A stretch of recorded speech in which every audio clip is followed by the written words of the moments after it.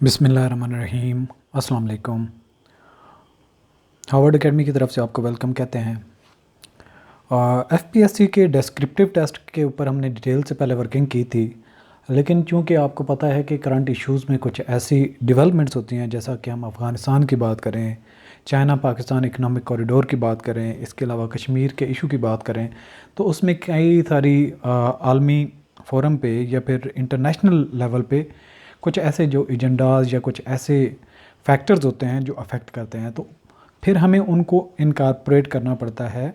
और डेफिनेटली आज हम जिस टॉपिक का आगाज़ करने जा रहे हैं, इसको हमने पहले भी कवर किया था, अब दोबारा से इसको अज़ सर नौ जो रीसेंट डेवलपमेंट्स हैं उनको हम थारोली कवर करेंगे, ताकि जो और हम बात करने वाले हैं चाइना पाकिस्तान इकोनॉमिक कॉरिडोर पे, और लेटर ऑन बाकी टॉपिक्स पे भी हम बात करेंगे। तो आप इस कोर्स को हार्वर्ड एकेडमी के प्लेटफॉर्म से कंप्लीट ज्वाइन कर सकेंगे। तो आज का जो हमारा ये ट्यूटोरियल है, जस्ट जो जितने एस्पिरेंट्स हैं एफपीएससी के डिस्क्रिप्टिव टेस्ट के, उनको एक तो इंटीमेट करना कि हम इस टॉपिक को रिन्यू कर रहे हैं, दूसरे नंबर पे कि आप जिन लोगों ने अभी तक तैयारी स्टार्ट नहीं की, तो वो तैयारी भी जब करें तो इन टॉपिक्स को लाजमी तौर पर देख लें जो अपडेटेड हों। तो चाइना पाकिस्तान इकनॉमिक कॉरिडोर अगर हम देखें तो इंटरनेशनल लेवल पे कई इस पे पॉलिटिक्स भी हो रही है, और ज़्यादातर जो पाकिस्तानी एक इनोसेंट माइंड हम कह सकते हैं कि उनके माइंड में ये घुसाया जाता है कि जी देखें चाइना पाकिस्तान को कैप्चर करने जा रहा है, जिस तरीके से पहले बरतानिया आया था। तो अब देखने की बात यह है कि अगर इस तरीके से कोई इन्वेस्टमेंट करने आ रहे हों, या फिर दुनिया के अंदर जो ममालिक हैं आपस में इंटरेक्ट करते हों, इस तरीके से अगर कोई काबिज़ होता हो, तो यूरोपीय यूनियन पे फिर कितने सारे ममालिक पहले एक दूसरे को कब्ज़ा कर चुके होते हैं, जैसा कि बरतानिया उसमें है, था, बल्कि अब तो निकल चुका है, और जर्मनी, फ्रांस और बड़े कंट्रीज़ जो छोटे कंट्रीज़ को ऑक्युपाई कर चुके होते हैं, जबकि ऐसा नहीं है। और कोई भी ऐसा मुल्क वो नहीं चाहता कि जिस तरीके से यूरोपीय यूनियन वगैरह है, कि कोई ऐसा और एक इंटीग्रेशन ममालिक के दरमियान बने। जैसा कि आप देखते हैं कि वेस्टर्न कंट्रीज़, अमेरिका समेत जितने भी एशियन कंट्रीज़ जो स्कैटर्ड हैं, आपस में उनका इत्तेफाक ना होने की वजह से इनके रिसोर्सेज को बहुत सारा उन्होंने फ़ायदा उठाया। अब चाइना जब ग्रो कर रहा है, तो वो दूसरे कंट्रीज़ को अपनी स्ट्रेंथ बनाते हुए अपने रास्ते दूसरे ममालिक तक पहुंचने के लिए, खुशकी के रास्ते हों और जहाँ पे जो जर्नी है वो उसको शॉर्ट करने के लिए, बाकी जितनी आपको पता है, अगर आप बिज़नेस के माइंड पहले समझते हैं, जितनी इकोनॉमीज़ ऑफ प्रोडक्शन होगी उतनी ही आपकी कॉस्ट ऑफ प्रोडक्शन कम होगी। यानी कि जितना भी आप ज़्यादा वॉल्यूम में चीज़ें प्रोड्यूस करेंगे, तेज़ी से लेके एक जगह से दूसरी जगह पे जाएंगे, ट्रांसपोर्टेशन चार्जेस, उसके प्रोडक्शन चार्जेस कम होंगे, तो फिर डेफिनेटली उसकी कास्ट भी कम होती जाएगी। तो ये आज हम इस टॉपिक को इंट्रोड्यूस भी जो अभी आपको बताया कि चाइना मेन इसमें एक जॉइंट कंट्री है जो इस मोटिव को लेके चल रहा है, क्योंकि उसके पास फाइनेंस बहुत ज़्यादा है। बाकी जो छोटे ममालिक हैं जिनके पास इतने रिसोर्सेज नहीं है, और सरफहरिस्त पाकिस्तान है, क्योंकि ये सी पैक का चाइना से जब निकलते हैं तो ये दरवाज़ा है। तो ये सेंट्रल एशियन कंट्रीज़ जितने भी हैं उनके साथ लिंक करेगी, और बाकी ये चलते चलते हो सकता है कि ये वेस्टर्न कंट्रीज़ तक भी लिंक कर सकें। और इसी के तनाजुर में हम आप देख सकते हैं कि इंटरनेशनल लेवल पे अमेरिका अपने आप को रीएडजस्ट कर रहा है। वो जितनी भी वार टोन एरियाज़ थे उनसे विदड्रॉ कर रहा है, और जो चाइना है वो सेफली और securely slow and study economic progress की तरफ जा रहा है। तो हमें इकोनॉमिक प्रोग्रेस की तरफ मूव करना है, हम दूसरे छोटे मोटे चीज़ों को ना जाएं। ज़ाहिर बात है, अब अगर हम देखें कि पाकिस्तानी कितने एक्सपेट्रिएट हैं जो यूएई में है, छोटा सा मुल्क है जहाँ पे पाकिस्तानी बहुत सारे हैं, सऊदी अरब बहुत सारे पाकिस्तानी हैं, अमेरिका बहुत सारे पाकिस्तानी है, यूके बहुत सारे पाकिस्तानी हैं। तो क्या उन्होंने ऑक्युपाई कर लिया वहाँ पे जाके? नहीं, जाके वर्कर हैं। तो इस तरीके से बाकी ममालिक के एक दूसरे के साथ ये इन्वेस्टमेंट और इकोनॉमिक वार है, जिसमें हर दूसरे मुल्क को अपने आप को सिक्योर करना होगा। तो दूसरे ममालिक का साथ भी बनना है, हाथ भी थामना है और मजबूत भी करना है।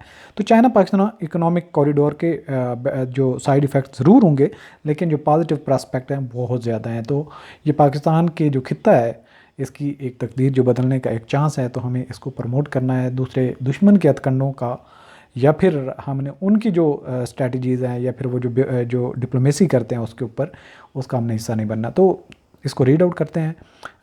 जो मेन चीज़ें हमने बात की यही लिंक करती हैं। China Pakistan economic corridor is a framework. ये एक फ्रेमवर्क है जिसके अंदर रीजनल कोऑपरेशन या कनेक्टिविटी होगी, बहुत सारे और प्रोजेक्ट्स होंगे।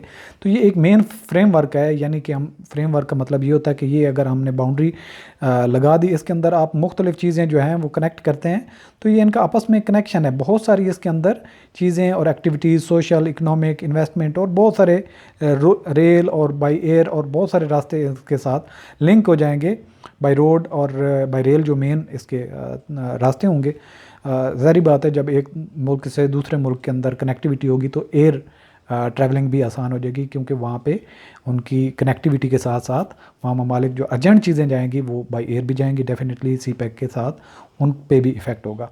तो फ्रेमवर्क ऑफ रीजनल कनेक्टिविटी, ये इलाकों को अगर हम यहाँ पे चाइना कहें तो यहाँ पे पाकिस्तान कहें तो ये ईरान, पाकिस्तान और अफ़गानिस्तान के कई सारे ममालिक और आगे चल के उज़्बेकिस्तान, तुर्कमेनिस्तान सारे कंट्रीज़ को कनेक्ट करेगी, और इवन इसमें रशिया भी अब शामिल हो रहा है।